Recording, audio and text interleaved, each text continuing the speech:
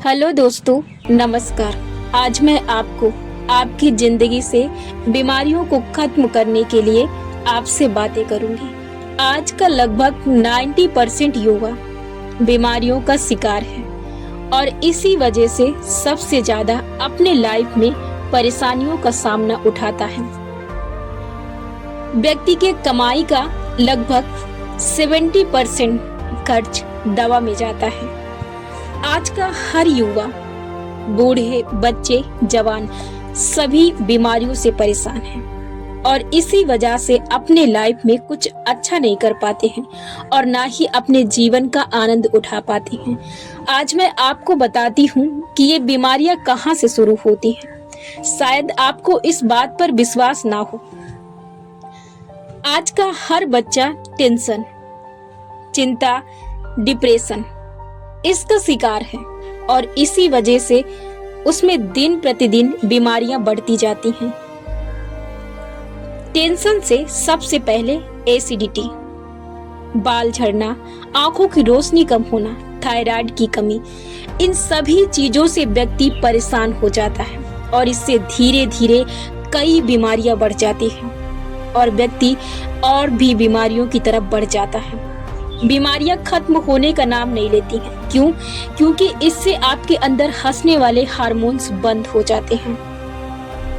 ऐसे में आप दिन प्रतिदिन सूखते जाते हैं और ज्यादा डिप्रेशन में चले जाते हैं। इससे व्यक्ति धीरे धीरे कोमा में उसकी याददाश्त कम हो जाती है। इससे कई तरह की बीमारियों व्यक्ति जूझता है और उसे अक्सर ख्याल भी नहीं रहता है। चिंता, टेंशन, डिप्रेशन, इससे आप कुछ नहीं कर पाते हैं। आप इस बात को माने या ना माने, आप इससे कुछ नहीं कर पाते। व्यक्ति काम करता है, बस उसे काम करना है, उसका शिकार नहीं बनना है। व्यक्ति अपना कंट्रोल जो होता है वो अपने कामों पर रख देता है। व्यक्ति को सतर्कता से काम करना है। सतर्कता का मतलब जागरूकता का मतलब कि आपको हर समय पर जब आपको काम करना है, आपका जो माइंड है, माइंड सेट, आपको अपने माइंड को ऐसे सेट करना है कि बस वो आपको सिग्नल्स दे कि आपको यहाँ पर ये काम करना है, ना कि आप उसके शिकार बन जाए, कि आप अपना काम ना करें तो आपका काम आपके ऊपर हावी हो जाए, आप अपना कंट्रोल खो दें एकदम। ये चीजें नहीं करना आपको। ऐसे में आप जीवन भर खुश नहीं रह पाएंगे क्योंकि इच्छाएं अनंत होती हैं और इच्छाएं कभी पूरी नहीं होती हैं। आप यदि एक इच्छा पूरी करते हैं तो आपके अंदर लालसा होती है बढ़ने की।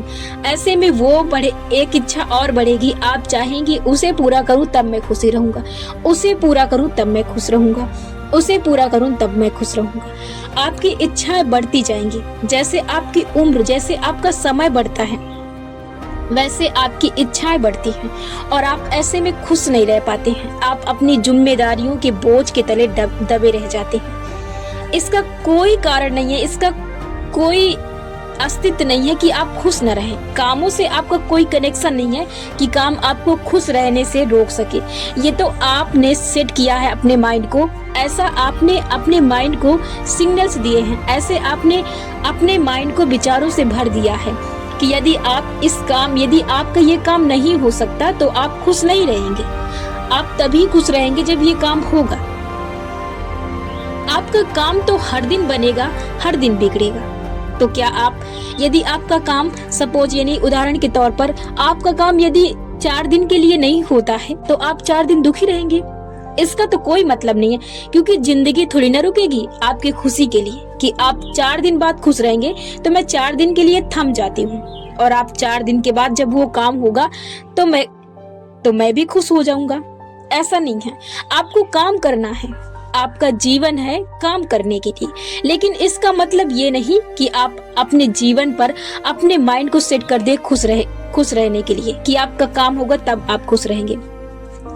खुशियों का आपके काम से कोई ताल्लुक नहीं है। आपने अपने माइंड को ऐसा सेट किया है कि वो ऐसे ही आपको सिग्नल्स देंगे कि आप तभी खुश रहेंगे।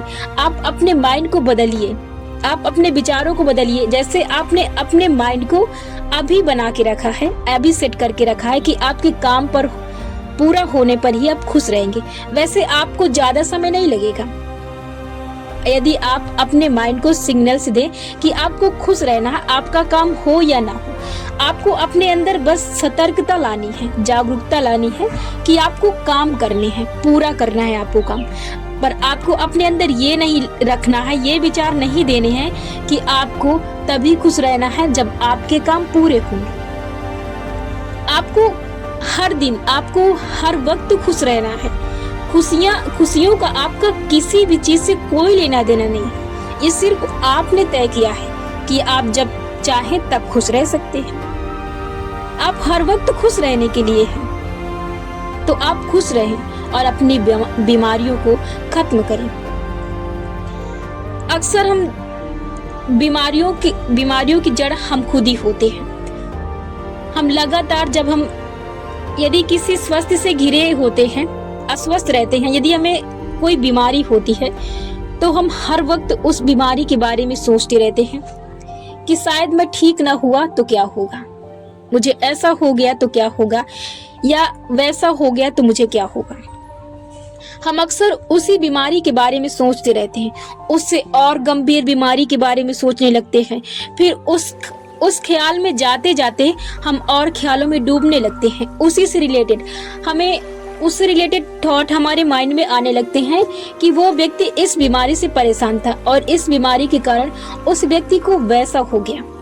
अब वैसा आपके साथ हो सकता है। क्यों? क्योंकि आपने उन चीजों को आवाहन किया, आपने उन चीजों को अपने पास बुलाया है। आप भी वैसा सोचते हैं, क्योंकि आप जो सोचते हैं वो आप अपने लिए सोचते हैं। क्योंकि आपका मस्तिष्क, आपका ब्रह्मांड जो है वो हर व्यक्ति के लिए सेल्फिश होता है, वो खुद पर डिपेंड होता है। तो आप यदि ऐसे चीजों को सोचते हैं तो वो चीजें आपके साथ होंगी। क्योंकि आप सोचते हैं इसलिए वो आपके साथ होंगी। और कोई भी व्यक्ति यूं ही बीमार का शिकार नहीं बनता है, वो सोचता है। वो सोचने के कारण बीमारी को अपनी तरफ आमंत्रित करता है। और यही कारण है कि आज का बच्चा बीमारियों का शिकार बन रहा है। आज की जनरेशन सबसे ज्यादा बीमारियों से लड़ रही है। यदि आप सक्सेस भी हो जाते हैं तब भी आप अपना 70% जो आपकी इनकम है, जो आपके पैसे हैं, वो आप अपनी दवा में खर्च करेंगे। आप तब भी सक्सेस नहीं हो सकते।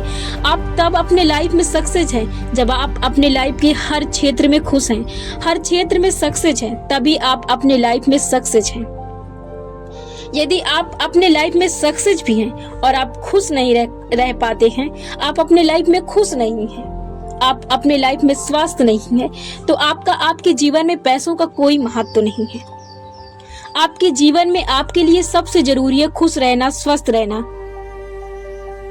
और आप ऐसे बने हैं, और जो आप इस वक्त बने हैं, ये अस्तित्व, ये बीमारियां, ये जो भी चीजें आपके पास नकारात्मक चीजें हैं, निगेटिव चीजें हैं, ये सब आपका बनाया खेल है। और ये खुद आप अपने जाल में फंसे हैं, क्योंकि ये जाल आपने खुद तैयार किया है।